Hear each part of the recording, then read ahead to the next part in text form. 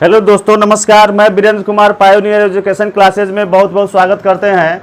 आज मैं आपको अनुपात समानुपात के अगला क्रम को आगे बढ़ाते हुए प्रश्न संख्या 130 से आगे बढ़ेंगे। उम्मीद करते हैं कि आपके लिए बेहतर साबित होगा। एक रिक्वेस्ट आपसे है कि अगर आप मेरे चैनल पर नए हैं तो मेरे चैनल को जरूर सब्सक्राइब कर लें ताकि ऐसे वीडियो आपको मिलते रहें। आइए प्रश्न संख्या 130 को देखते हैं। 130 नंबर प्रश्न में है 5 केले तथा 4 सेब। 5 केले तथा 4 सेब का मूल्य 7 केले 3 केले और 7 सेब के मूल्य के बराबर है। 5 केले और 4 सेब, 5 केले और 7, 5 केले और 4 सेब, 4 सेब का मूल्य 3 केले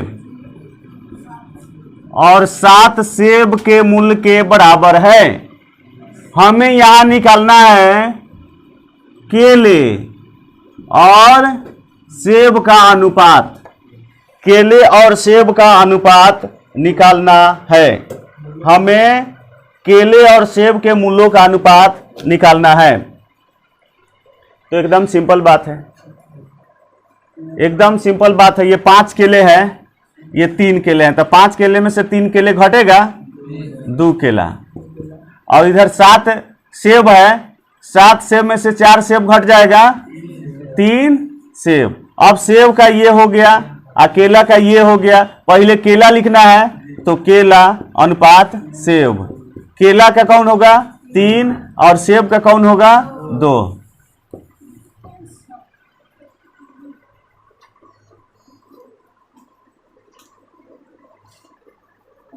अब हम लोग आते हैं प्रश्न संख्या 131 पर। प्रश्न संख्या 131 पर आते हैं। हरि के पास कुछ गाय हैं। हरि के पास कुछ गाय हैं तथा कुछ मुर्गे हैं। कुल सिरों की संख्या 48 है। कुल पैरों की संख्या 140 है। तो उसके पास कुल कितने मुर्गे हैं? कुल सिर की संख्या जो है 48 है और पैरों की संख्या 140 है। हम सब भली भांति जानते हैं कि गाय है तो उसके 4 पैर होंगे, गाय है तो उसके 4 पैर होंगे, और मुर्गा है तो 2 पैर होंगे। ठीक है, गाय है तो 4 पैर होंगे, लेकिन कुल जानवर सिर 48 गो है तो जानवर भी कुल मिला के 48 ही होंगे, क्योंकि सबके एक ही सिर होगा। अगर हम मान लेते हैं कि मुर्गा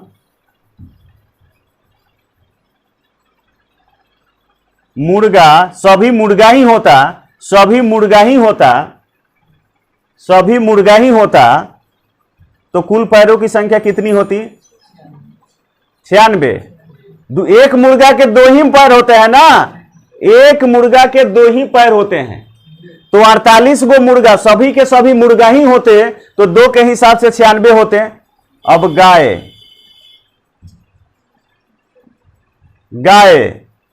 यदि सभी के सभी गाय होते तो कुल कितने पैर होते? 48 में 4 से गुना कर देंगे, क्योंकि एक गाय के 4 पैर होते हैं। तो कितने हो जाएंगे? 148 गुने 4 तो 50 चौका 100 आ 2 चौका 8 घटा देंगे तो 1 चौका 50 चौका 200 में से हो जाएगा 192। यही है 96। लेकिन अगर सभी मुर्गा होता तो पैर 96 होते। सभी मुर्गा होता तो पैर 96 होते। सभी गाय होते तो पैर, लेकिन कुल पैर कितना है? 140 है। यहां हम क्रॉस एलिगेशन का प्रयोग करेंगे। 140 घटेगा तो ये बचेगा 52। 196 इसमें से 96 में से घटेगा तो ये बचेगा 44। अब कटा दीजिए, ये हो गया 26, आई हो गया 22। 26 हो गया, 22 हो गया। कटने के लिए और भी कट जाएगा, लेकिन कुल मिला के हमारे पास कितने सिर है? 48।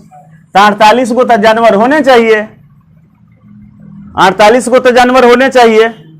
तो जानवर 2 आ 4 6 8 है, आ 2 आ 2 4, 48 जानवर हो जा रहे हैं। तो अब कटाने की जरूरत नहीं है। तो गाय की संख्या हो गई 22 और मुर्गा की संख्या हो गया 26। तो हमसे पूछा जा रहा है मुर्गों की संख्या कितनी है, तो उत्तर हो जाएगा 26। मुर्गों की संख्या होगी 26। अब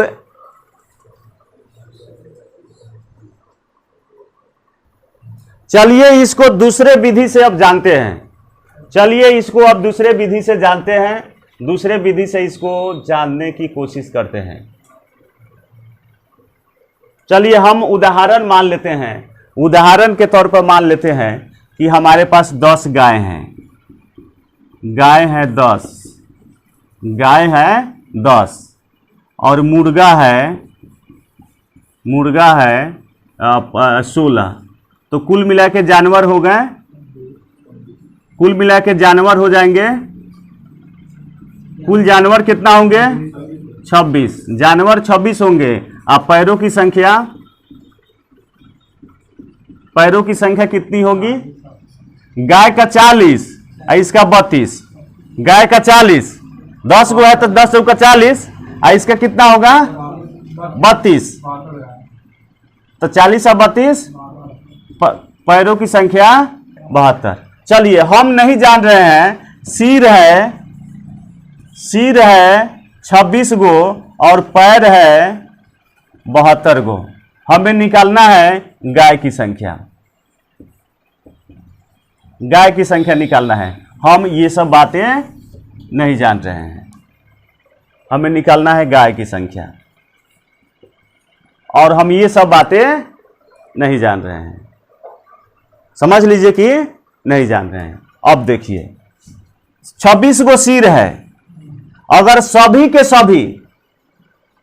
सभी मुर्गा होता तो पैर कितना होता, सभी के सभी मुर्गा होता तो पैर कितना होता 52।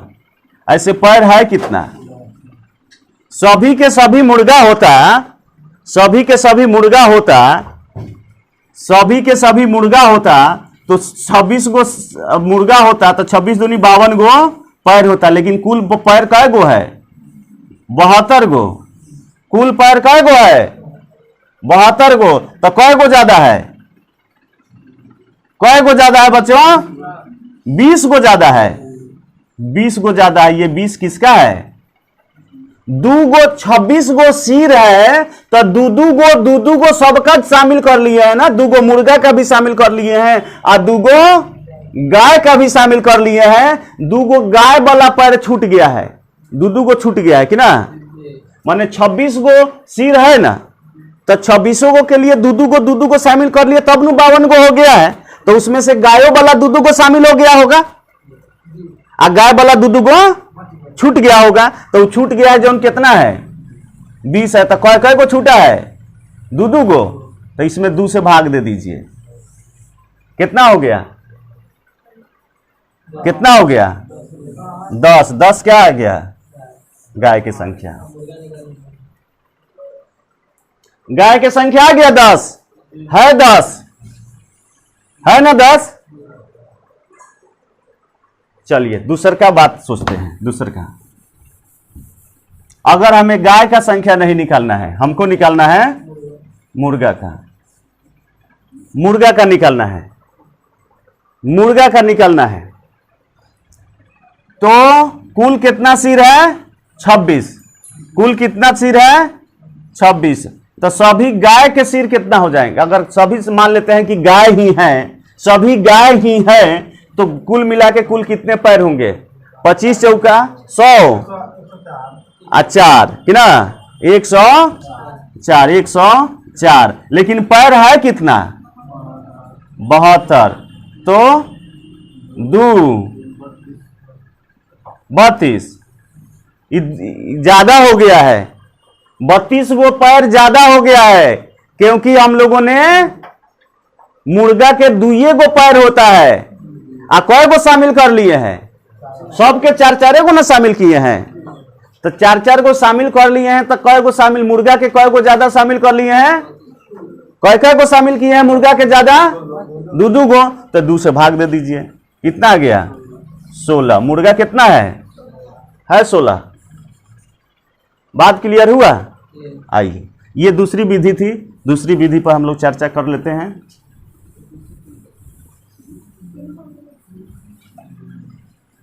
पढ़ना ऐसा है कि दिमाग में रह जाए, पढ़ना ऐसा है कि दिमाग में रह जाए। सिर कुल कितना है 48 है, हमें निकालना क्या है, मुर्गों की संख्या, मुर्गों की संख्या निकालना है, मुर्गों की संख्या निकालना है। तो मान लेते हैं कि सभी के सभी गाय है, सभी के सभी गाय है, सभी के सभी गाय है, तो पैर कितना हो जाएगा 100, सभी के सभी गाय है तो पैर हो जाएंगे 192। सभी के सभी अगर गाय है तो पैर हो जाएंगे 192, लेकिन है कितना 140, ज्यादा कै गो हो गया 52 गो, 52 गो ज्यादा हो गया। तो गाय वाला तो 4-4 को शामिल कर लिए हैं, लेकिन यहाँ हम लोग मुर्गाओं के 2-2 को होता है, लेकिन 4-4 को जोड़ लिए हैं, तभी न 52 को हो गया है। तो 4-4 को जोड़ लिए हैं तो 2-2 को ज्यादा हो गया सब में, तो 2 से भाग दे दीजिए इसमें, 52 में 2 से भाग दे दीजिए तो क्या आ जाएगा 26। मुर्गों की संख्या कितनी हो जाएगी, मुर्गा की संख्या 26 हो जाएगी कि ना। अगर हमें निकालना होता गाय की संख्या तो 48 गुने 2, सभी मान लेते मुर्गा ही है, सभी मान लेते मुर्गा ही है, तो कुल पैर हो जाता 96, लेकिन है का कितना पैर 140, तो 140 में से 96 घटाइए तो बचेगा कितना 44। 44 को तो ज्यादा है, सबका 2-2 को जोड़े हैं, गायों वाला 2-2 को जोड़े हैं, तो 2-2 को तो उसका ज्यादा हो गया ना, एक गाय का 2 को माने 2-2 को ज्यादा हो गया ना, तो 2 से इसमें हम भाग दे देंगे। 44 में कितना हो गया गाय, गाय की संख्या हो गया, गाय की संख्या हो गया 22। तो हम उम्मीद करते हैं कि आपको ये बात समझ में आई होगी। तो आइए अब प्रश्न संख्या 133 पर 132 प्रश्न को छोड़ रहे हैं, चूंकि वह मिश्रण का है तो उसको हम लोग मिश्रण वाला चैप्टर में देखेंगे। हम लोग 32 को छोड़ रहे हैं, 133 देखिए। किसी कारखाने में एक व्यक्ति द्वारा किए गए उत्पादन का 33.1/3% दूसरे व्यक्ति द्वारा किए गए उत्पादन का 50% के बराबर है। बराबर तो दिया नहीं है, लेकिन बराबर है कह रहा है, मतलब ये कहने का जो मतलब है सेंस ये है कि बराबर है। किसी कारखाने में एक व्यक्ति द्वारा किए गए उत्पादन का 33.1% दूसरे व्यक्ति द्वारा किए गए उत्पादन का 50% है। तो सबसे पहले हम लिख लेते हैं, एक व्यक्ति ये है कि नहीं, इसका 33 या 99 एक 100/3% बराबर है बी का, दूसरे व्यक्ति का 50% के, दूसरे व्यक्ति के 50% के बराबर है। दूसरा व्यक्ति प्रतिदिन 500 पेंच 1500 पेंच बनाए, ये पेंच उत्पादन का मतलब है, बात है। किसी कारखाने में एक व्यक्ति द्वारा किए गए उत्पादन 33.1/3% दूसरे व्यक्ति द्वारा किए गए उत्पादन का 50% है। ये प्रतिशत उत्पादन प्रतिशत है, तो ये पेंच का उत्पादन है। अब कह रहा है कि पहला व्यक्ति प्रतिदिन 1500 पेंच बनाता है, तो पहले व्यक्ति द्वारा प्रतिदिन कितने पेंच बनाता है। दूसरा व्यक्ति प्रतिदिन 1500 पेंच बनाता है, यानी यह पेंच 1500 प्रतिदिन बनाता है, तो यह कितना बनाता है। तो सबसे पहले हम इसका अनुपात निकाल लें, निकल जाएगा अनुपात। 100/3% का मतलब क्या होता है, 100/3% का मतलब क्या होता है 1/3, 1/3 1/3 कि ना, A का 1/3। अब 50% का मतलब क्या होता है? 1/2।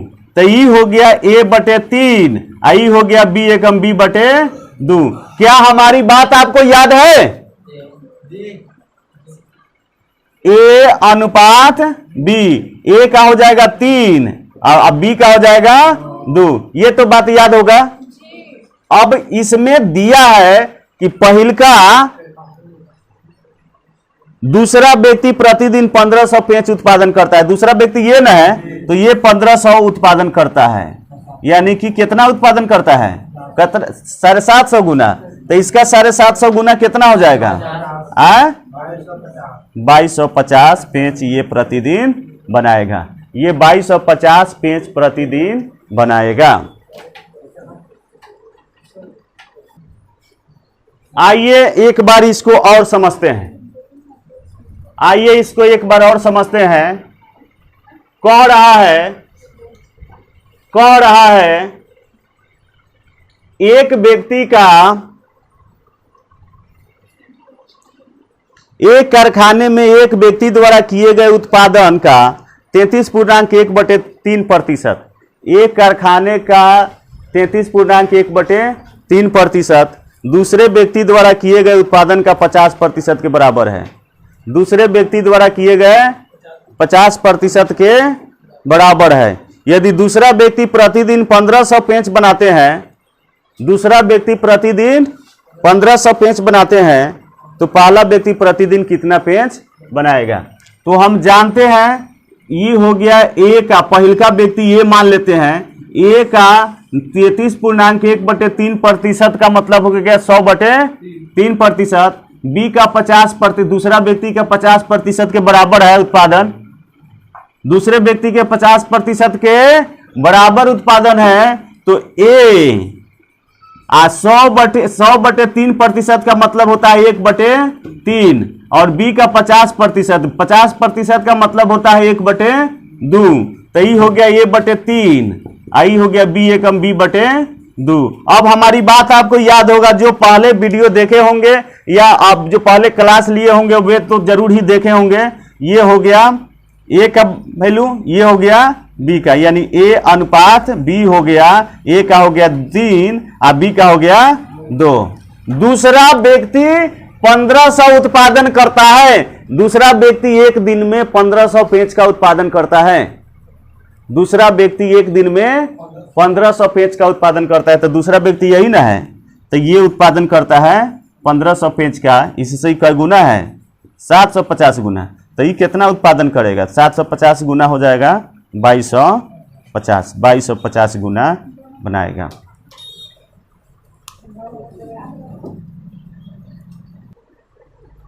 अब हम लोग आते हैं प्रश्न संख्या 134 पर। प्रश्न संख्या 134 पर आते हैं। उसमें कह रहा है एक कारखाने में स्त्री तथा पुरुष कर्मचारियों का अनुपात 3:5 है। स्त्री तथा पुरुष कर्मचारियों का अनुपात 3:5 है। यदि स्त्रियों की संख्या पुरुषों की संख्या से 40 कम हो तो कारखाने में कुल कितने कर्मचारी है? यानी स्त्री और पुरुष मिला के कुल कितने कर्मचारी है? यही बात है, स्त्री और पुरुष मिला के कुल कितने कर्मचारी है? स्त्री और पुरुष कर्मचारियों का अनुपात दिया हुआ है। स्त्री और पुरुष क्या? स्त्री में फीमेल और मेल कितना है अनुपात? 3:5 है। 3:5 है। ये है मेल, ये है फीमेल, ये है महिला। महिला लिख देते हैं, महिला पुरुष। महिला कम है पुरुष से, कै गो कम है? 40 गो। इसे अनुपात में कै गो कम है? तो 2 का वैल्यू कितना है? 40 है। 2 गो कम है, अनुपात में 2 गो कम है। ऐसे रियल में कै गो कम है? 40 गो कम है। तो 2 की वैल्यू 40 है, यानी कै गुना है? 20 गुना है। 20 गुना ही ना है। 2 की वैल्यू 40 है, तो 2 का वैल्यू 40 है, तो इससे ही 20 गुना है ना। तो महिला हो जाएगा 20 तिहाई 60, अब पुरुष हो जाएगा 20 पचे 100, दोनों को मिला देंगे कितना कर्मचारी हो जाएगा 160। उसमें कुल कितने कर्मचारी है 160 कर्मचारी है। हमको उम्मीद है कि आपको ये बात समझ में आई होगी।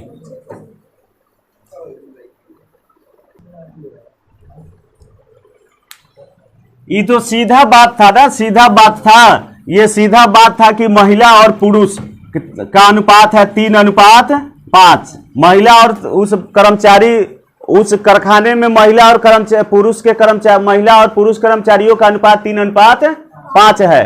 तो इससे ही कई गो कम है, 2 गो कम है। और जबकि कह रहा है कि कारखाना में 20 गो कम है, 40 गो कम है, महिला पुरुष से 40 गो कम है, जबकि यहां अनुपातिक कमी कै गो है 2 गो है। तो 2 की वैल्यू 40 है, यानी कि कै गुना है 20 गुना है। तो महिला का हो जाएगा 20 गुना 20 तिहाई 60, 60 गो महिला है, और इसका 20 गुना हो जाएगा 20 पचे 100। ये दोनों को जोड़ देंगे तो 160 कुल कर्मचारी हो जाएंगे। अब आइए प्रश्न संख्या 135। अब आइए प्रश्न संख्या 135 पर दो संख्याओं का अंतर उनके योगफल के 45% है। बड़ी संख्या तथा छोटी संख्या का अनुपात क्या है? दो संख्याओं का अंतर उनके योगफल का 45% है। आइए इसको समझने के लिए कुछ तथ्यों को समझते हैं। 135 नंबर प्रश्न है। 135 है। अच्छा, दो संख्याओं का मान लेते हैं। अब बच्चों ध्यान दे, दो संख्याओं का योगफल 100 है। दो संख्याओं का योगफल 100 है और अंतर दो संख्या ए और बी मान लेते हैं हम लोग। दो संख्याओं का अंतर 45 है। 45 है। अब हमसे पूछा जा रहा है कि इसमें बड़ी संख्या और छोटी संख्या का अनुपात क्या होगा। तो सबसे पहले हमें तो जानना पड़ेगा ना कि बड़ी संख्या कितना है और छोटी संख्या कितना है, तभी ना अनुपात निकलेगा। बड़ी संख्या कितना है और छोटी संख्या कितना है यह जान ले तभी ना अनुपात निकलेगा। तो ये किस तरह का प्रश्न हो गया? दो चर वाले रैखिक समीकरण युग्म, दो चर वाले रैखिक समीकरण युग्म का। तो 10वां में पढ़े थे ना, इसको बराबर करते हैं, चाहे ये बराबर है, ये प्लस माइनस ये है तो कट गया, एगो ये दो गो ये 145। अब ये हो जाएगा ये बराबर हो जाएगा 2 सते 14 आ 2 दूनी 4, 72.5। इसका 72.5 ए हो गया। अब बी हो जाएगा ए प्लस बी बराबर 100 कि ना। तो ए का मान है 72.5, तो बी बराबर हो जाएगा 100, ए का मान 72.5। कितना हो जाएगा? 100 में से 27.5 हो जाएगा ना। तब ए भी हो गया हम लोग के पास, ए भी हो गया और बी भी हो गया, ए भी हो गया और बी भी हो गया।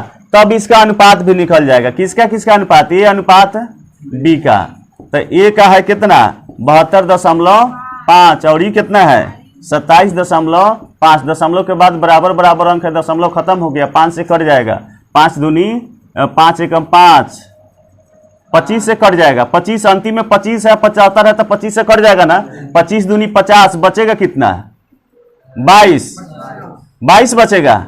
तो 22 25 नवा 225, फिर 25 से कट जाएगा। 25 से कम 25, 2 25 से कम 25, 29:11। 29:11। एक ऐसे भी बनेगा, लेकिन ऐसे बना के थक जाओगे।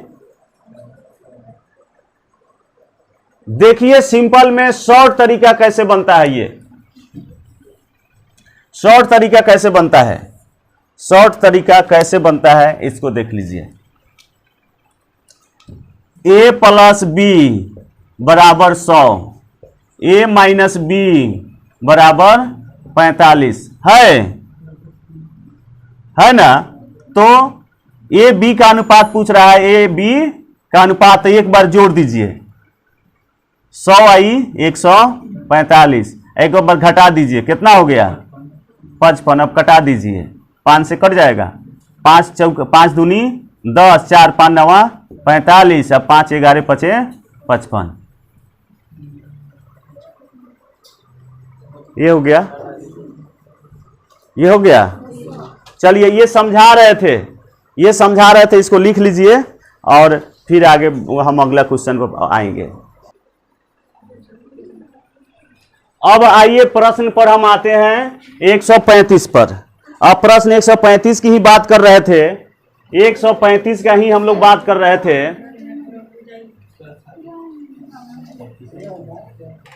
एक 135 की ही बात कर रहे थे हम लोग। 135 में लिखा हुआ है,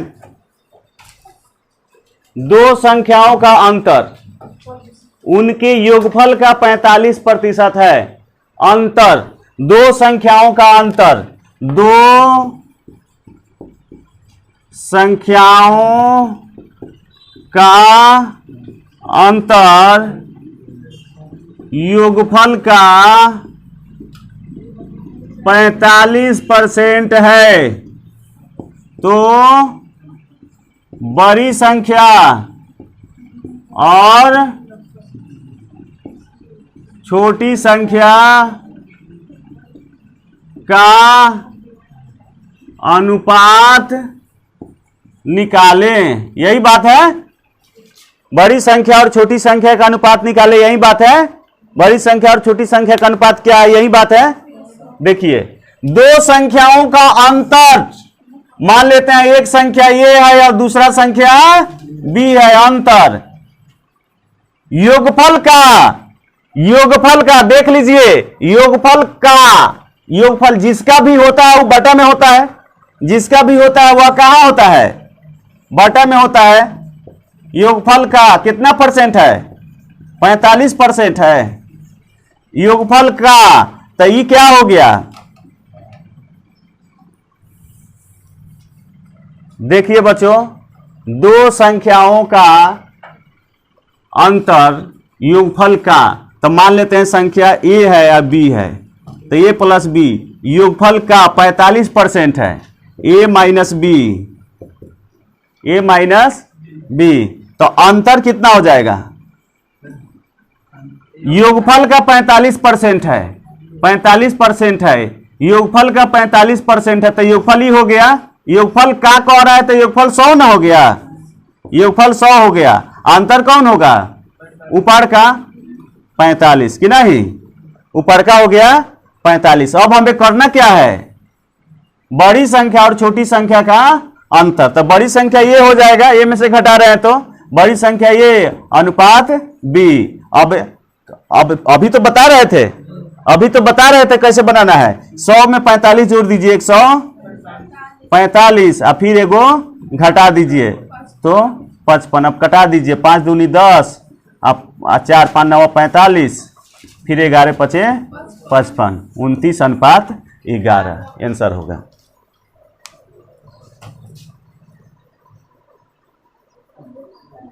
अब आते हैं प्रश्न संख्या 136। अब आते हैं प्रश्न संख्या 136।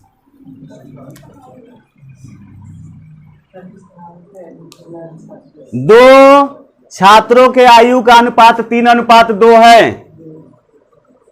दो छात्रों के आयु का अनुपात 3:2 है। एक छात्र मान लेते हैं ए है और दूसरा का छात्र मान लेते हैं बी है, तो इनके आयु का अनुपात 3:2 है। 3:2 है। दो छात्रों के आयु का अनुपात 3:2 है। इनमें से एक दूसरे से 5 वर्ष बड़ा है। एक दूसरे से 5 वर्ष बड़ा है। ऐसे बड़ा कितना है, एक की वैल्यू कितनी है 5। इसमें किसका निकलना है, तो छोटे छात्र की आयु कितनी है। छोटा छात्र कौन है, ये है तो ये 5 गुने ना हुआ, तो इसका भी 5 गुना कितना होगा 10 वर्ष। छोटे की आयु 10 वर्ष। ये तो छोटा क्वेश्चन है।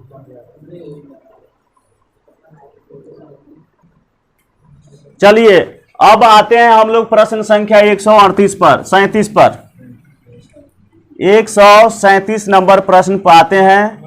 137 नंबर प्रश्न है।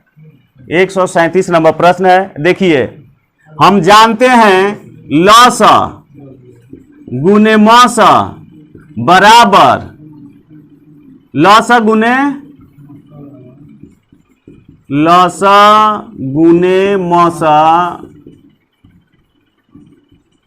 बराबर पहली संख्या गुने दूसरी संख्या, यानी पहली संख्या और दूसरी संख्या का गुणनफल लॉसा और मासा के गुणनफल के बराबर होता है। ये लॉसा मासा में हम लोग देखे थे। पहली संख्या का गुणनफल पहली संख्या और दूसरी संख्या का गुणनफल लॉसा और मासा के गुणनफल के बराबर होता है। पहली संख्या और दूसरी संख्या का गुणनफल लॉसा और मासा के गुणनफल के बराबर होता है। ये तो हम लोग देखे थे कि नहीं। तो अब अगला प्रश्न इसी पर आधारित है। अगला प्रश्न इसी पर आधारित है। 137 नंबर प्रश्न 137 नंबर में है। दो संख्याएं 3:4 के अनुपात में है। दो संख्याएं मान लेते हैं, एक संख्या ए है और एक संख्या बी है। ये है 3:4 के अनुपात में है। इनका लॉसा और मौसा का गुणनफल दिया है एलसीएम गुने एचसीएफ बराबर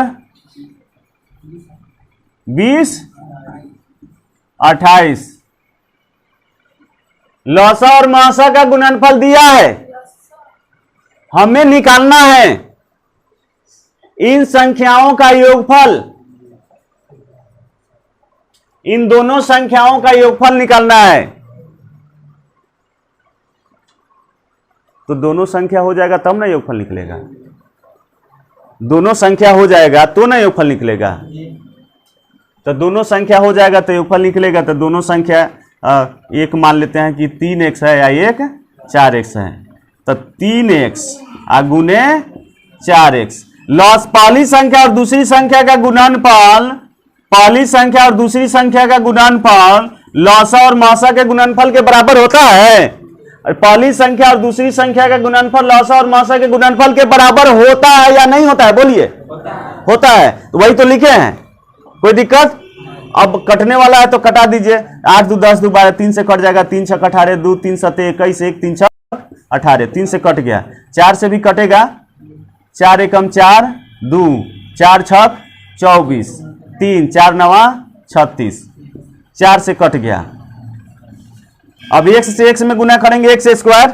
x से x में गुना करेंगे x स्क्वायर है। x स्क्वायर इधर जाके रूट बनेगा स्क्वायर। 169 का वर्गमूल निकलेगा 13 होगा ना। 169 का वर्गमूल हो जाएगा 13, यानी कि x हो गया 13। तो पहली संख्या हो गया 13x, यानी कि 13 अगुने 13 13 169। और दूसरी संख्या हो गया 3x है कि ना। 13 तिया 39 और दूसरा 4x है। तो 4x है तो 4 अगुने 13 13 चौका 52। तो ये योगफल पूछ रहा है। 9 2 11 5 3 8 1 9 91 होगा। समझ में आया है?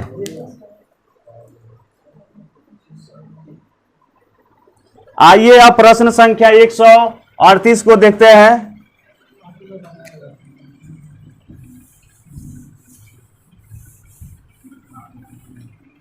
138 में है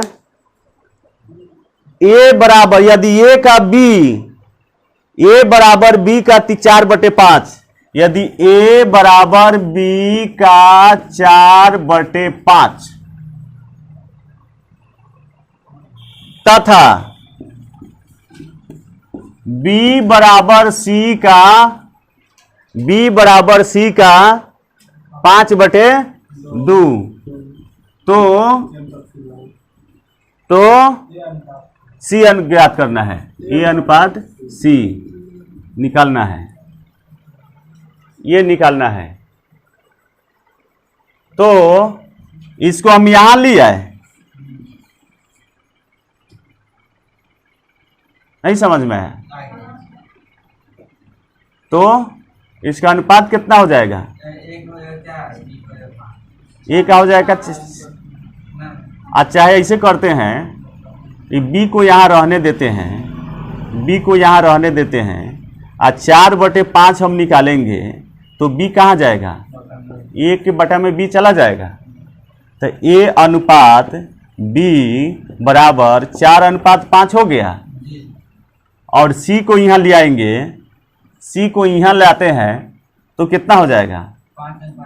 5:2 होगा। तो बी अनुपात सी बराबर कितना हो गया? 5:2। तो अब एक ए बी बी है ना, ए बी फिर बी सी है, ए बी या बी सी है, तब ठीक है, ए बी सी का अनुपात। लेकिन हमें निकालना किसका है? तब बोल दीजिए, ए सी का अनुपात हो जाएगा 5 चौका 20 और 5 दूनी 10, 10 एकम 10, 10 दूनी 20, 2:1 आंसर, 2:1 आंसर।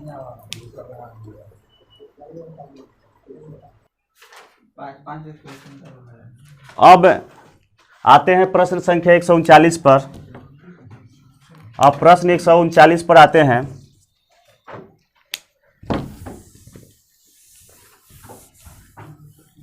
प्रश्न 139 पर संख्याओं 6, 7, 5, 17 में से प्रत्येक में कम से कम क्या जोड़ें कि परिणामी संख्याएं समानुपाती हो जाए? परिणामी संख्याएं समानुपाती हो जाए। इसको हम लिख लेते हैं, संख्याएं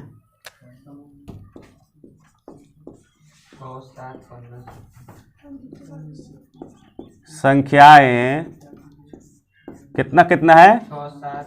6, 7, 15 एवं 17 में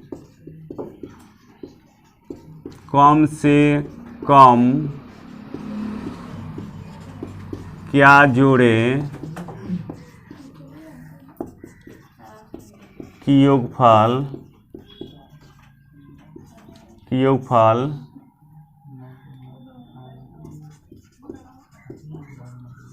समानुपाती हो जाए। A B C D. Option बताइए तो। 6, 5, 4, 3।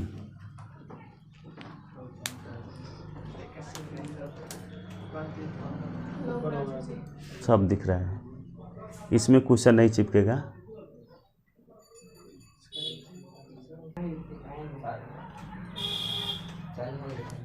संख्याएं 6, 7, 15 और 17 में कम से कम क्या जोड़े कि योगफल समानुपाती हो जाए? तो समानुपाती जब भी होता है, जैसे कि 5 है और 10 है, 10 है और ये 5 दूनी 10, 20 है, यानी दोनों का गुणनफल दोनों के गुणनफल के बराबर होता है कि नहीं होता है? हम जानते हैं ना, ये दोनों का गुणनफल के बराबर होता है कि ना, तभी तो समानुपाती होता है। ये कितना था? 5 था, 10 समानुपात 10, ये कितना था? 20।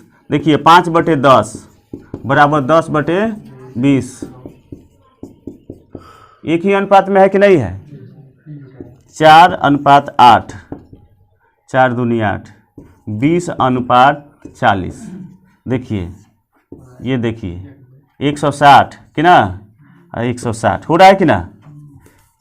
4/8, 20/40, 1/2, 1/2 हो रहा है कि नहीं हो रहा है?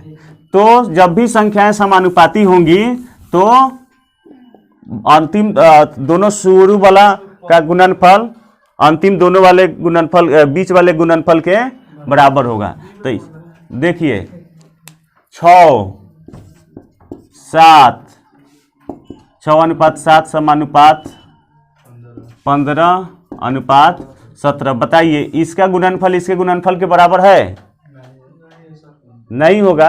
यह है 7 छक 42 के 2, अंत में 2 होगा। आई 7 पचे 35 के 5, अंत में 5 होगा। कहाँ गुणनफल बराबर हो रहा है? अगर जो भी गुना करेंगे उसके अंत में 5 होगा, इसको जब भी गुना करेंगे तो उसके अंत में 2 होगा। तो ये होगा नहीं, बिल्कुल नहीं होगा।